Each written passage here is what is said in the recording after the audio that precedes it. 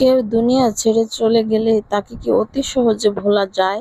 আমি তো ভুলতে পারছি না, কারণ আমার স্মৃতিগুলো খুব মনে করিয়ে দেয়, খুবই কষ্ট দেয়। আমার শ্বশুর গত শুক্রবার দুনিয়া ছেড়ে চলে গেছেন। তো তার স্মৃতিগুলো ভুলতে খুব কষ্ট হচ্ছে। আর কেউ যদি এভাবে হঠাৎ করে চলে যায়, তাকে ভোলা খুবই কষ্ট। আসসালামু আলাইকুম। শুক্রবারের পর থেকে আমার কোনো বড় ভিডিও আপলোড করা হয়নি, যেহেতু আমার পেজ এবং চ্যানেল দুটোই আছে। আর পেজ এবং চ্যানেলে কন্টিনিউ ভিডিও আপলোড করতে হয়। অনেকে হয়তো মনে করবেন শ্বশুর মারা গেছে, এর মধ্যে আবার ভিডিও ছাড়ার কি দরকার। অনেকে এসে আবার কমেন্ট করে, মন ভালো নেই, সেটা কি ফেসবুকে দিতে হবে? আসলে যে যাই বলুক, না বুঝেই বলে।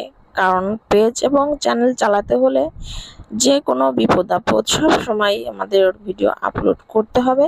আর ভিডিও আপলোড না করলে হচ্ছে পেজের রিচ কমে যায়। প্রতিদিন একবার হলেও বাবার কবরটা দূর থেকে একটু দেখে আসি। যেতে যেতে আমি ভিডিওগুলো ধারণ করলাম বাবার নিজের জায়গা, জমি, সান বাঁধানো পুকুর ঘাট, গাছপালা, যত সম্পত্তি আছে সবই পড়ে আছে।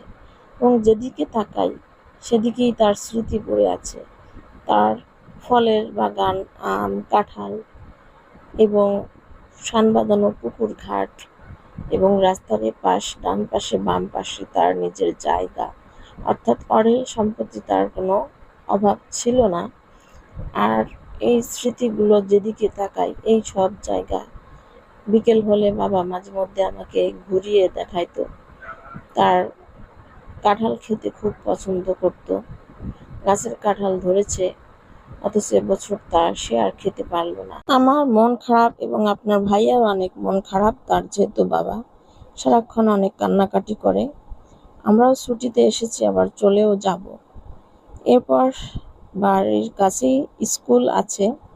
বাবা অবশ্য অন্য একটা স্কুলে চাকরি করতেন এবং এই স্কুলের পাশে হচ্ছে বাবাকে রাখা হয়েছে, তাকে দাফন করা হয়েছে। আর স্কুলের ডানে বামে দুই সাইডে স্কুলের সামনে যে ঈদগাহটা, এই ঈদগাহে তাকে জানাজা করানো হয়েছিল। আর ঈদগাহ মাঠে হচ্ছে ঈদের দিন নামাজ পড়া হয়। তো ঘুরে ঘুরে একটু ভিডিও ধারণ করে নিলাম, মনটা অনেক খারাপ লাগতেছিল। প্রতিদিন একবার হলে এই জায়গাটা একটু এসে দেখে যায়। আর আপনার ভাইয়াও আমাকে একটু বের করে, তার সাথেই আসি, যেহেতু এখানকার বউ আমি। তো ইচ্ছে করলে তো যে কোনো সময় বের হওয়া যায় না। তো ঘুরে ঘুরে সব কিছু দেখলাম, তার সব জায়গা জমি থেকে শুরু করে এবং ধান ক্ষেত এবং যত গাছপালা আছে পরিচিত বাড়ির আশপাশে সব কিছুই মাঝে মধ্যে আমি ঘুরে দেখতাম। মানুষ চলে যায়, স্মৃতিগুলো আসলে পড়ে থাকে। এত কাছ থেকে আমি বাস্তব জীবনের এই কষ্টের মুহূর্তগুলো আমি কখনো ফিল করি নাই। আমার বাবা মারা গিয়েছিল আরও প্রায় 7 বছর আগে। আমি তখন একটা ঝলক আমার বাবাকে দেখেছিলাম, কিন্তু আমার বাবার মতো ঠিক আমার শ্বশুর ও চলে গেল। এবং এই কষ্টগুলো আসলে ধরে রাখা যায় না, এটা কাউকে বলাও যায় না। কিছু মানুষ আছে অকালে অসময়ে চলে যায়, হয়তো আল্লাহর ইশারায় চলে গেছে, আল্লাহ নিজেই দুনিয়ায় পাঠিয়েছিলেন। আবার তার আল্লাহর সৃষ্টি, যেহেতু আমরা বান্দারা সবাই আমাদের চলে যেতে হবে, আল্লাহর ইশারায় নিয়ে যাবে। সব কিছুই পড়ে থাকবে। শ্বশুরের যত ধানের জমি ছিল সবই পড়ে রয়েছে।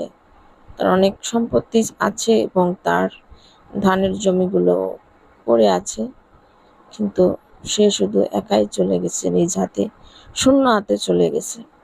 তো ধানগুলো পেকে গেছে, আশপাশেরও অনেক জমি আছে তার অন্য জায়গায়। এবং এই ধান ক্ষেতগুলো খুব দেখে ভালো লাগতেছিল। পাকা ধান আমি অনেক দিন দেখি না, কারণ আমার বাবার বাড়িতে আমার জমি কখনো দেখা হয়নি, কারণ ছোটবেলায় দেখেছি এটা অনেক দূরে দূরে। তো ধানগুলো পেকে গেছে দেখে খুব ভালো লাগলো, একটু ভিডিও শ্যুট করে নিলাম মনটা ভালো করার জন্য। জানি না কবে মনটা ভালো হবে, এই জন্য আপনাদেরকে আমি আসলে ভিডিওগুলো আপনাদের সাথে শেয়ার করতে পারছি না। তো আপনারা সবাই আমার পাশে থাকবেন, দোয়া করবেন।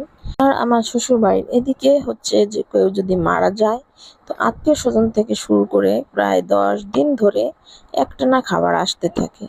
এবং অনেক মানুষ থাকে আত্মীয় স্বজন, যারা আত্মীয় স্বজন মারা গেলে আসে অনেক মানুষ, এখনো আছে প্রায় 15 থেকে 20 জনের মতো আছে, আর অনেক আত্মীয় স্বজন চলেও গেছে। তো প্রতিদিন প্রতি বেলায় এক এক বাসা থেকে খাবার নিয়ে এসে এখানে টমেটোর চাটনি করছে, শিং মাছ আছে, তারপর গরুর মাংস আছে, মুরগির মাংস আছে, তারপর হচ্ছে উচ্ছে ভাজি আছে, আর মাসকলাইর ডাল আছে, আর অনেক কিছুই আছে। প্রতিদিন এভাবেই খাবার পাঠানো হয় আত্মীয় স্বজনের বাসায়, এখানকার নিয়ম। আমি যেহেতু ব্লগ ভিডিও শেয়ার করি আপনাদের সঙ্গে, রান্নার ভিডিও শেয়ার করি, তো রান্না যেহেতু করতেছি না, তো কি কি আত্মীয় স্বজনের বাসাতে খাবার আসতেছে সেটাই শেয়ার করলাম। সবাই ভালো থাকবেন। আল্লাহ হাফেজ। আসসালামু আলাইকুম।